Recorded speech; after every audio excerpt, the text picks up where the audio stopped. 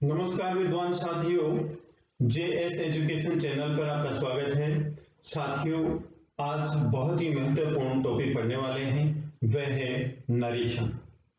Narration का मतलब होता है direct and indirect speech. Direct and indirect speech. Direct किसको कहेंगे, डायरेक्ट नरेशन किसको कहेंगे? जब कोई व्यक्ति किसी व्यक्ति के द्वारा कहा गया वाक्य बिना किसी परिवर्तन के बोले या लिखे, उसको बोलते हैं डायरेक्ट नरेशन। और जब किसी व्यक्ति के द्वारा कहा गया वाक्य बदल करके या कुछ परिवर्तन करके स्पष्ट किया जाए, अभिव्यक्त किया जाए, उसको कहेंगे इनडायरेक्ट नरेशन। इनडायरेक्ट नरेशन कहेंगे। तो आइए विद्यार्थियों, जानते हैं डायरेक्ट नरेशन और इनडायरेक्ट नरेशन क्या होते हैं, कैसे इनमें परिवर्तन होता है, वो सब आज जानेंगे। जैसे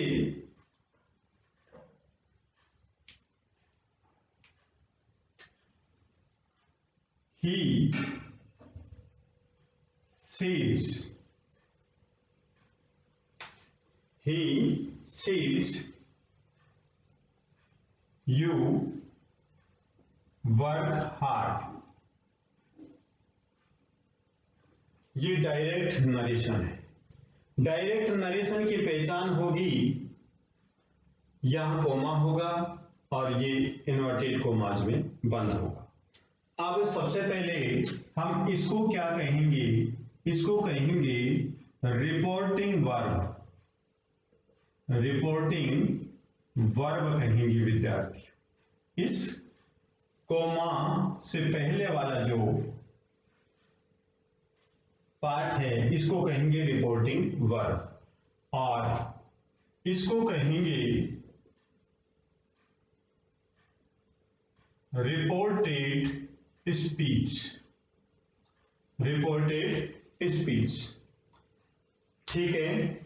इसको क्या कहेंगे, रिपोर्टिंग वर्ब, इसको कहेंगे रिपोर्टेड स्पीच, ठीक है। जो इन्वर्टेड कोमास के अंदर है इसको रिपोर्टेड स्पीच कहेंगे और जो इन्वर्टेड कोमास के बाहर है इसको कहेंगे रिपोर्टिंग वर्ब। क्या कहेंगे, रिपोर्टिंग वर्ब कहेंगे।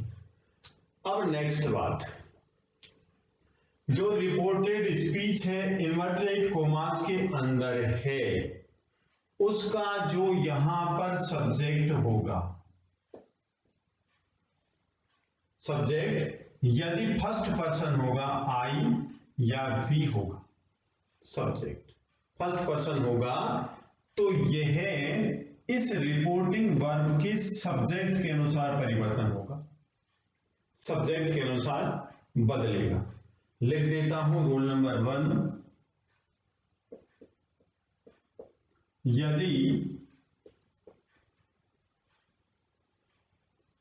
रिपोर्टेड स्पीच का सब्जेक्ट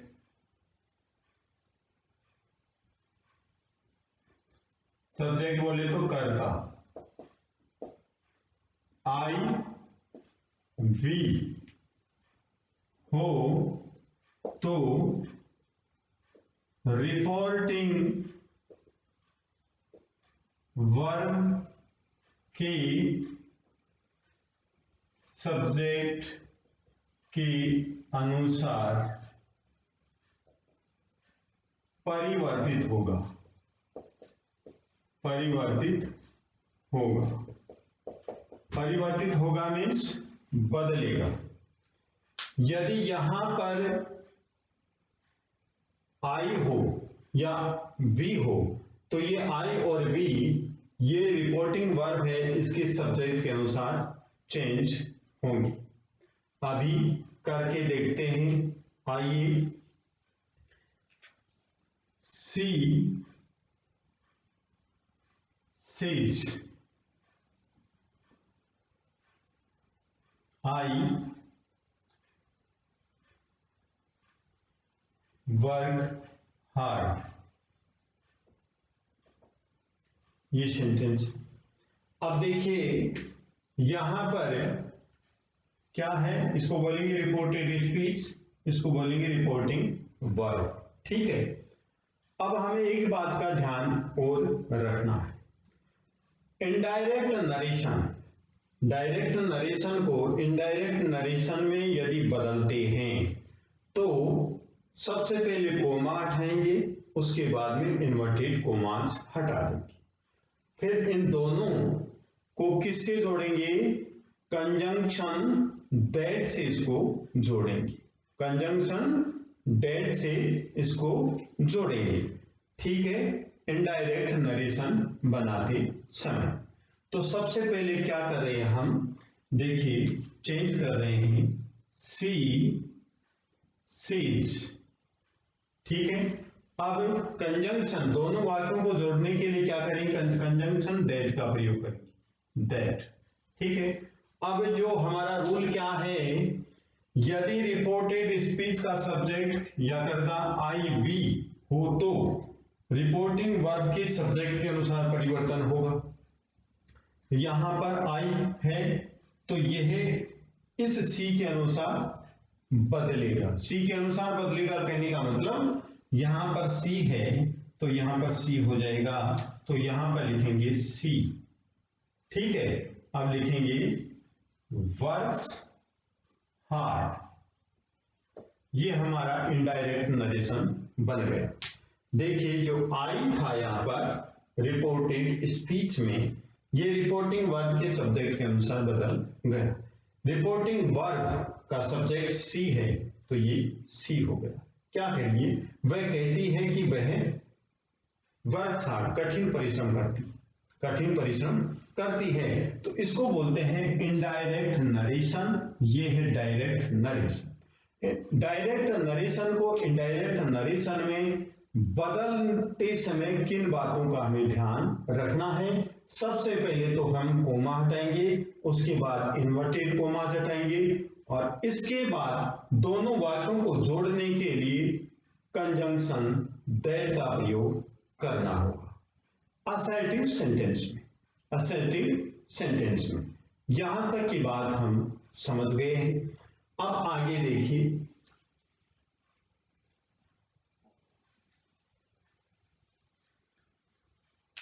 रूल नंबर 2, यदि रिपोर्टेड स्पीच का सब्जेक्ट का मतलब कर्ता यू मीन्स सेकंड पर्सन हो, यू हो तो रिपोर्टिंग वर्ब के ऑब्जेक्ट कर्म के अनुसार बदलेगा। फिर से दोबारा देखेंगे हम, यदि रिपोर्टेड स्पीच का सब्जेक्ट यू हो तो रिपोर्टिंग वर्ब के ऑब्जेक्ट कर्म के अनुसार बदलेगा। कैसे, अभी देखिए इसका अभी उदाहरण लेते हैं। He says to me,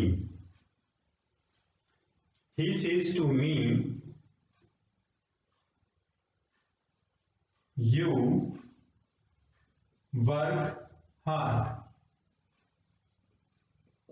He says to me, you work hard. यहां पर you रिपोर्टेड स्पीच में सेकंड पर्सन है। हमारा रूल क्या कह रहा है, यदि रिपोर्टेड स्पीच का सब्जेक्ट यू हो, यू ये रिपोर्टेड स्पीच है, देखो लिखा हुआ ऊपर रिपोर्टेड स्पीच, ये रिपोर्टेड स्पीच है, इसका सब्जेक्ट क्या है यू हो तो रिपोर्टिंग वर्ब के ऑब्जेक्ट कर्म के अनुसार बदलेगा। रिपोर्टिंग वर्ब है, इसका ऑब्जेक्ट कहां है मी, इसके अनुसार बदल जाएगा, इसके अनुसार बदल जाएगा। तो हमारा सेंटेंस क्या होगा इनडायरेक्ट नरेशन में, he tells me, that conjunction का यूज करेंगे, दैट। अब यू है, ये किसके अनुसार चेंज होगा, ऑब्जेक्ट के अनुसार। ऑब्जेक्ट मी है तो यहां पर लिखेंगे आई वर्क हार्ड, ये इनडायरेक्ट नरेशन बन गया। ही टेल्स मी, वह मुझे कहती है, सॉरी वह मुझे कहता है कि आई वर्क हार्ड, मैं कठिन परिश्रम करता हूं। आई वर्क हार्ड, मैं कठिन परिश्रम करता हूं। ये इस प्रकार से परिवर्तन करेंगे। आई ठीक ढंग से लिख देता हूं। ये डायरेक्ट नरेशन, ये इनडायरेक्ट नरेशन। देखिए रिपोर्टेड स्पीच में यू था, इस यू को रिपोर्टिंग वर्ब के ऑब्जेक्ट मी के अनुसार चेंज किया गया आई। इसी प्रकार से हम परिवर्तन करते हैं। और जो रिपोर्टेड स्पीच में थर्ड पर्सन हो तो उनमें कोई परिवर्तन नहीं होता है। रिपोर्टेड स्पीच के थर्ड पर्सन में किसी प्रकार का कोई परिवर्तन नहीं होता है। अब आगे के नियम के विषय में जानते हैं।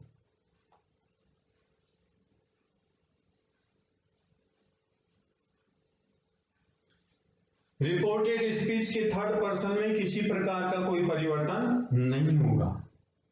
रूल नंबर 3,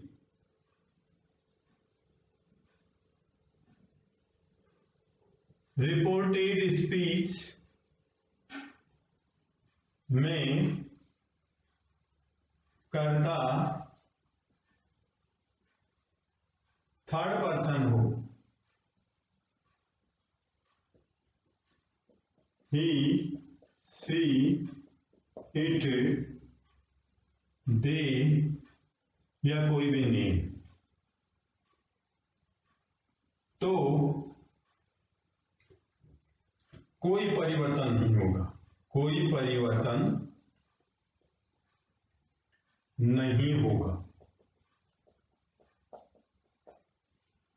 नहीं होगा। रूल नंबर 4 क्या है, यहां लिख देता हूं विद्वान साथियों। रूल नंबर 4 एक नोट कर लिया होगा और 2 भी नोट हो गया होगा।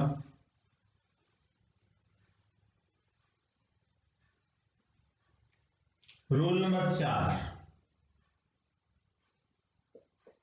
रूल नंबर 4 है असर्टिव सेंटेंस में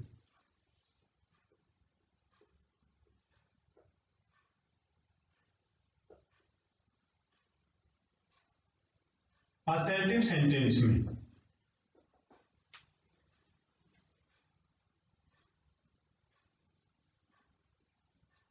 रिपोर्टिंग वर्ब तथा रिपोर्टेड स्पीच को कंजंक्शन दैट से जोड़ते हैं, दैट से जोड़ते हैं। असर्टिव सेंटेंस में रिपोर्टिंग वर्ब तथा रिपोर्टेड स्पीच दोनों को जोड़ने के लिए कंजंक्शन दैट का प्रयोग किया जाता है। एक बार फिर साथियों, यदि रिपोर्टेड स्पीच का सब्जेक्ट फर्स्ट पर्सन है आई और वी, तो रिपोर्टिंग वर्ब के सब्जेक्ट के अनुसार परिवर्तन होगा। यदि रिपोर्टेड स्पीच का सब्जेक्ट सेकंड पर्सन है यू, तो रिपोर्टिंग वर्ब के ऑब्जेक्ट के अनुसार परिवर्तित होगा। यदि रिपोर्टेड स्पीच का सब्जेक्ट थर्ड पर्सन है I, he she it name, he she it name, तो उनमें किसी प्रकार का कोई परिवर्तन नहीं होगा। रिपोर्टेड स्पीच तथा रिपोर्टिंग वर्ब को जोड़ने के लिए कंजंक्शन दैट का प्रयोग किया जाएगा, बशर्ते सेंटेंस असर्टिव हो, अर्थात स्वीकारात्मक वाक्य हो। स्वीकारात्मक वाक्य में, असर्टिव सेंटेंस में हम दोनों को जोड़ने के लिए रिपोर्टिंग वर्ब तथा रिपोर्टेड स्पीच को जोड़ने के लिए दैट का प्रयोग करते हैं। अब आगे जानते हैं साथियों, डायरेक्ट नरेशन और इनडायरेक्ट नरेशन में क्या क्या परिवर्तन होते हैं।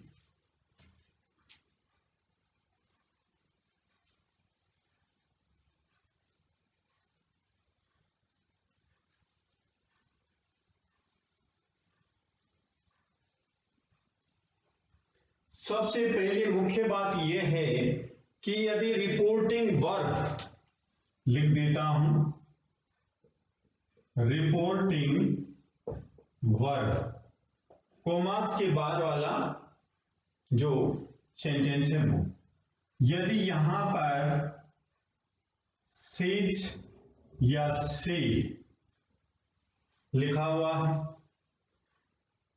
ठीक है, सेज या से लिखा हुआ है और लिखा हुआ है तो इनमें किसी प्रकार का कोई परिवर्तन नहीं होगा। कब? इनडायरेक्ट नरेशन बनाते समय, इनडायरेक्ट नरेशन बनाते समय कोई परिवर्तन नहीं होगा। और यदि, और नेक्स्ट बात, सेड ये लिखा हुआ तो इनडायरेक्ट नरेशन बनाते समय इनमें कोई परिवर्तन नहीं होगा, ये एज इट इज इसी प्रकार से लिख दिए जाएंगे। रिपोर्टिंग वर्ब में सेज, से और सेड ये लिखे हुए हों तो रिपोर्टिंग वर्ब में इनमें कोई परिवर्तन नहीं होगा, ठीक है। अब नेक्स्ट, यदि रिपोर्टिंग वर्ब में लिखा हुआ है से टू या सेज टू या सेड टू, ये लिखा हुआ है रिपोर्टिंग वर्ब में, तो से टू है वो चेंज होगा टेल में, सेज टू टेल्स में चेंज होगा, सेज ऐसा गया तो टेल्स में चेंज होगा, और सेड चेंज होगा टोल्ड में, सेड टू टोल्ड में चेंज होगा। एक मुख्य बात जानने की यह है कि टेल, टेल्स और टोल्ड के बाद में हमेशा ऑब्जेक्ट होगा, हमेशा ऑब्जेक्ट होगा। कैसे? जैसे रिक्वेस्टेड है, ऑर्डर्ड है, फॉरबेड है, इनके बाद में भी ऑब्जेक्ट होता है, ये हमें ध्यान रखना है। सेज, से या सेड हो रिपोर्टिंग वर्ब में तो इनमें कोई परिवर्तन नहीं होगा। सेज टू, से टू, सेज टू और सेड टू ये हो रिपोर्टिंग वर्ब में तो से टू को टेल में चेंज करेंगे, सेज टू को टेल्स में चेंज करेंगे और सेड टू को टोल्ड में चेंज करेंगे। और टेल, टेल्स या टोल्ड इनके बाद में ऑब्जेक्ट होगा, ऑब्जेक्ट होगा, ये बात हमें याद रखनी है। नेक्स्ट,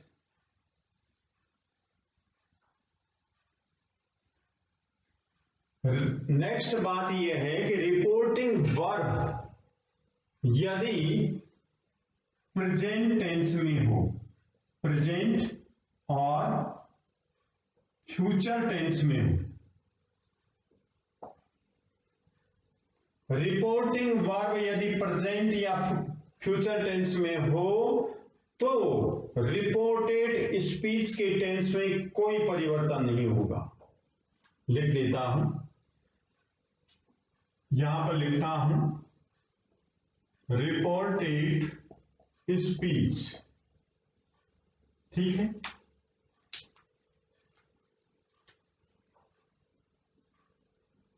टेंस में कोई परिवर्तन नहीं होगा।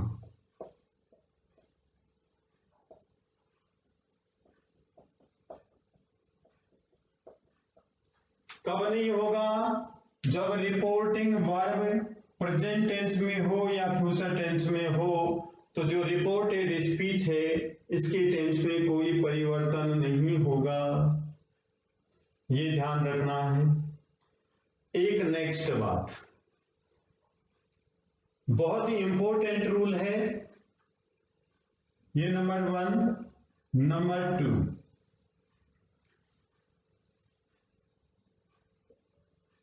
रिपोर्टेड स्पीच में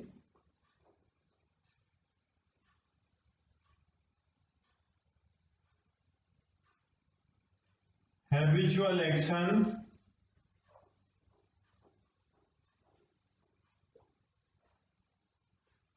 universal truth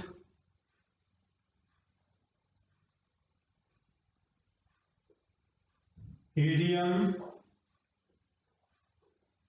phrase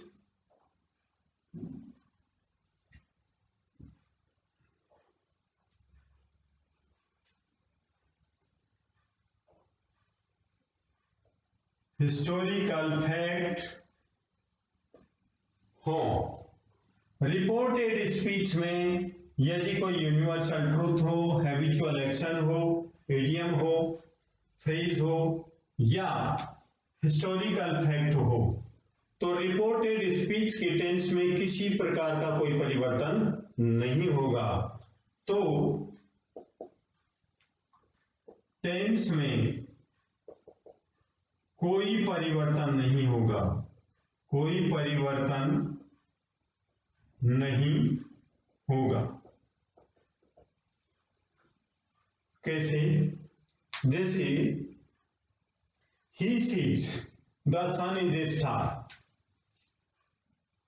he says the sun is a star. ये क्या है? डायरेक्ट नरेशन है। यहां पर देखिए the sun is a star, sun एक स्टार है, एक तारा है, तो ये क्या है? यूनिवर्सल ट्रूथ है, कभी चेंज नहीं होने वाला है। यूनिवर्सल ट्रूथ किसको बोलते हैं? सार्वभौमिक सत्य, शाश्वत सत्य जो कभी परिवर्तित नहीं होता, कभी बदलता नहीं। तो ऐसी स्थिति में कोई इसके टेंस में कोई परिवर्तन नहीं होगा। जो कंजंक्शन है वो जरूर हमें लिखना होगा दोनों को जोड़ने के लिए। तो आइए जोड़ते हैं। He says that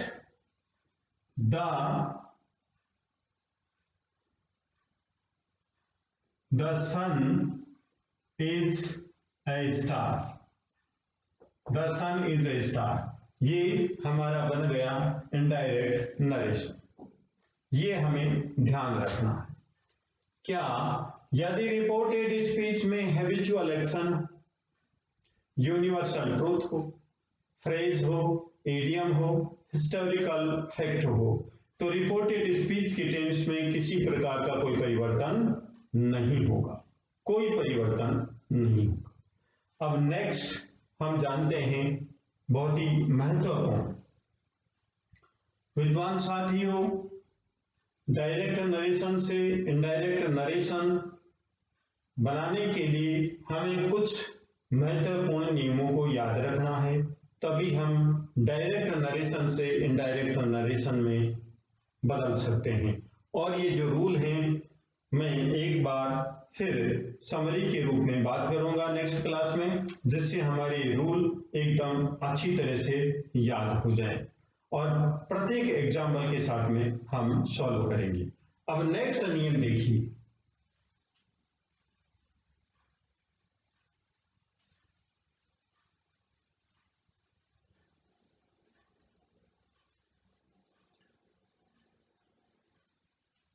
next rule है, क्या यदि रिपोर्टिंग वर्ब पास्ट टेंस में हो और रिपोर्टेड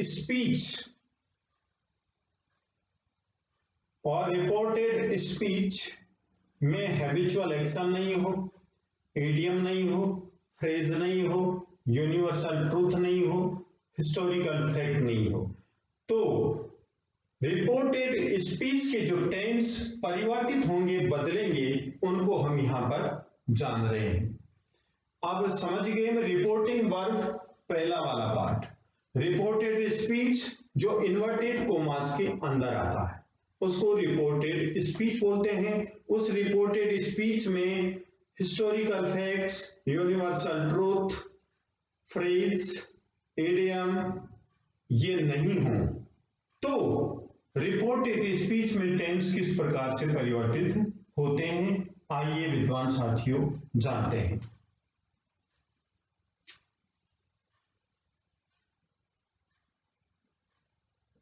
रिपोर्टिंग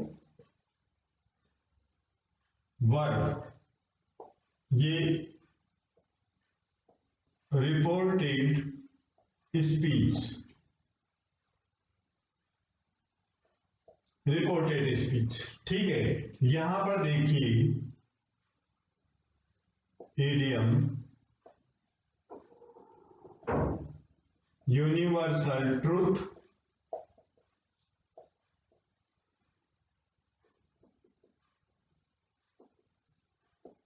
हिस्टोरिकल फैक्ट,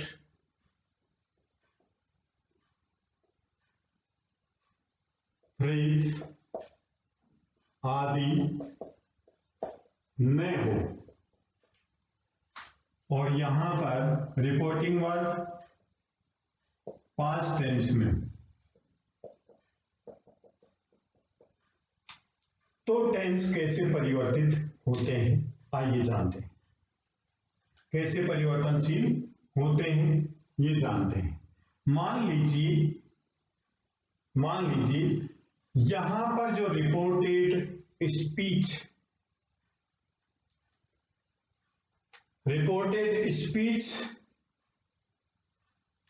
जो यहां पर लिख रहा हूं मैं, डायरेक्ट नरेशन,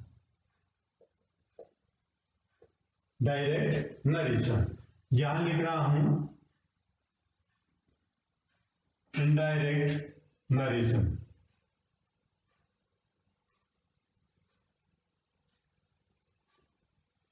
इनडायरेक्ट नरेशन,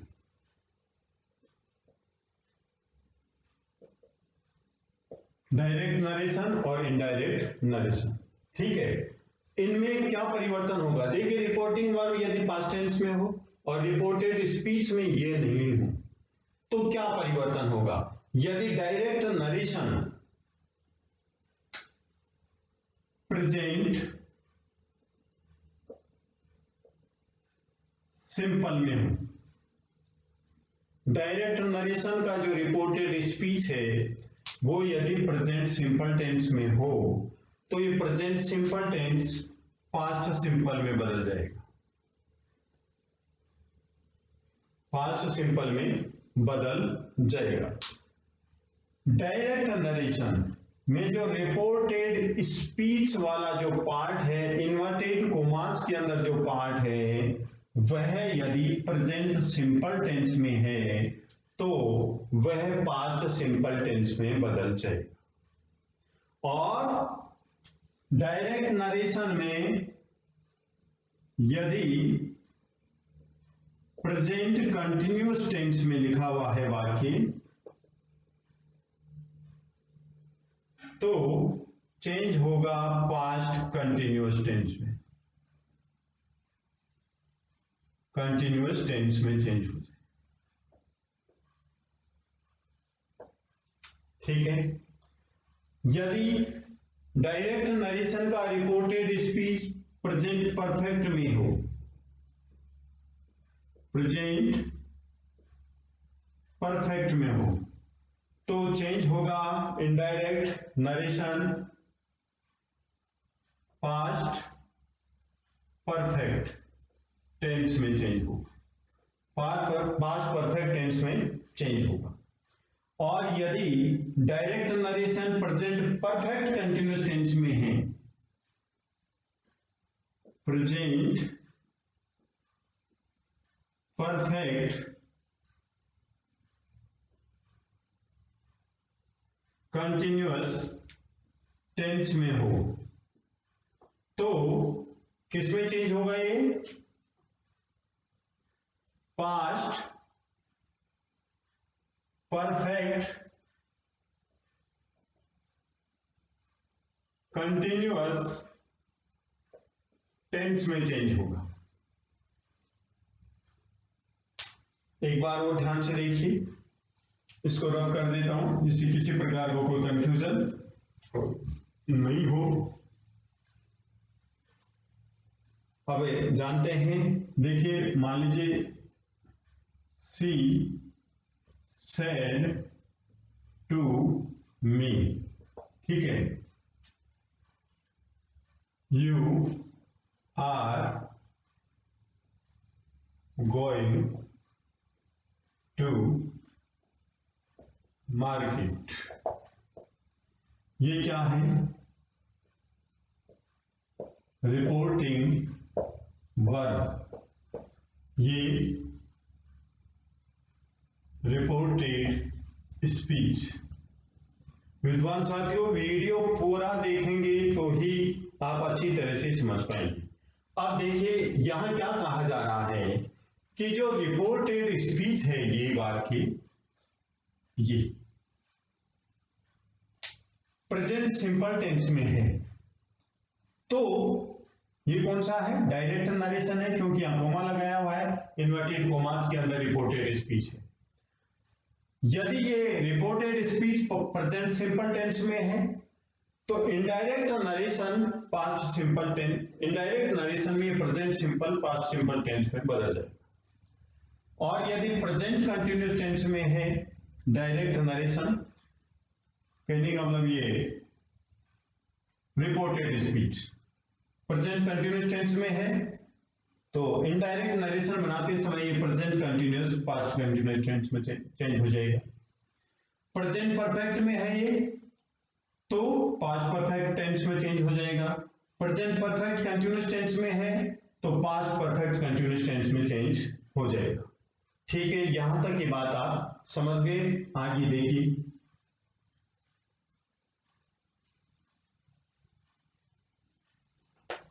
यदि ये reported speech past simple tense में है, पास्ट सिंपल टेंस में है तो इनडायरेक्ट नरेशन बनाते समय ये रिपोर्टेड स्पीच चेंज होगा पास्ट परफेक्ट टेंस में, पास्ट परफेक्ट टेंस में चेंज हो जाएगा। और यदि ये रिपोर्टेड स्पीच का वाक्य पास्ट कंटिन्यूअस में है तो ये चेंज हो जाएगा past continuous, no, past perfect continuous tense में चेंज हो जाएगा।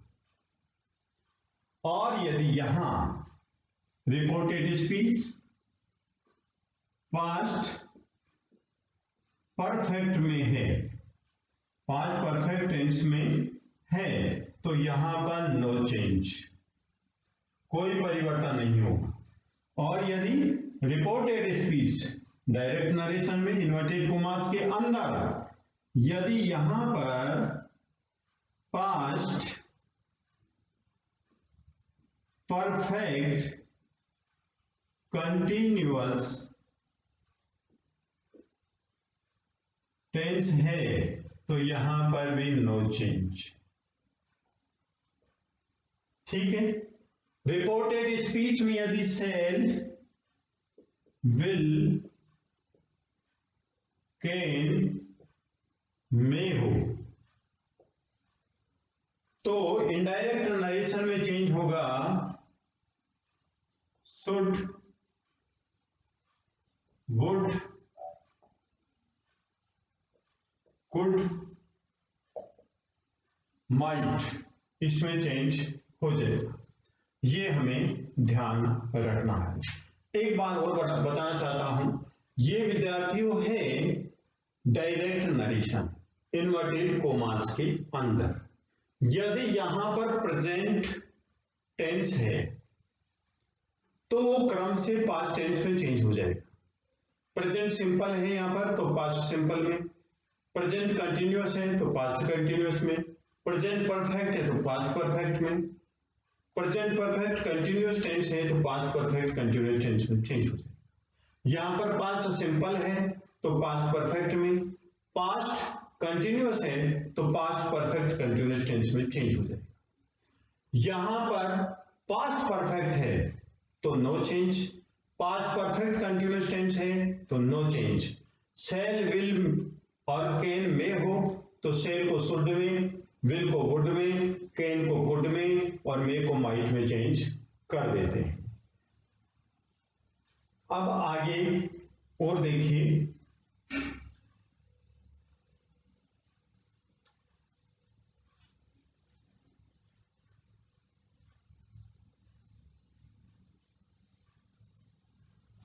डायरेक्ट नरेशन में, डायरेक्ट नरेशन के रिपोर्टेड स्पीच में, डायरेक्ट नरेशन के रिपोर्टेड स्पीच में अर्थात इन्वर्टेड कोमास के अंदर यदि दिस हो तो दैट में चेंज हो जाता है, दैट में चेंज हो जाता है। दीज हो तो दोज में चेंज हो जाता है। एगो, बिफोर में चेंज हो जाता है।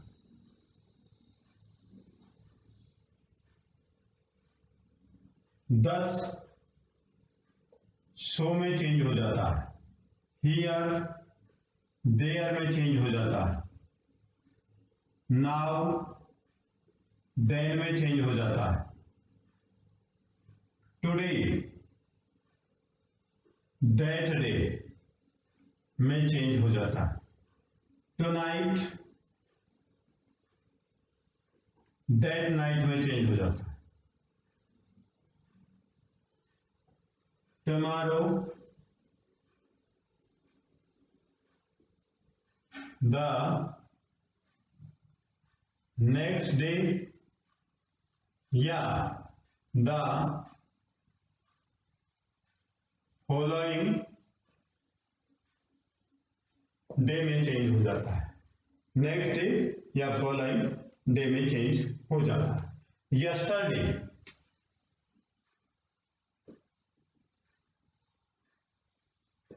चेंज होगा previous day, yesterday previous day में चेंज हो जाएगा। हैंस, थैंक्स, हाइदर, थाइदर, जैसे last week, the previous week लिख देता हूं। हैंस,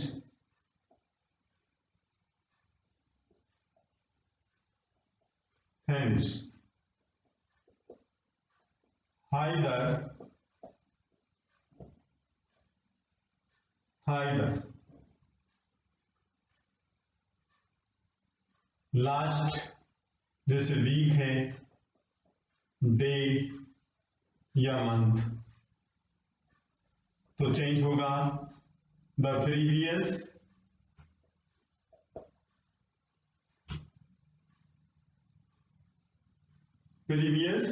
वीक या डे या मंथ, इस प्रकार से चेंज हो जाते हैं। तो बहुत ही महत्वपूर्ण रूल हैं विद्वान साथियों। हम दूसरी क्लास में सभी प्रकार के रूल का प्रयोग करते हुए अलग अलग वाक्य बनाएंगे, जिससे हम आज की क्लास में पढ़े हुए जो रूल हैं उनको दोहरा सके और हम डायरेक्ट से इनडायरेक्ट नरेशन आसानी से चेंज कर सकें। तो साथियों, यदि आपको ये वीडियो पसंद आया तो आप लाइक कीजिए, शेयर कीजिए, कमेंट कीजिए, सब्सक्राइब कीजिए। धन्यवाद।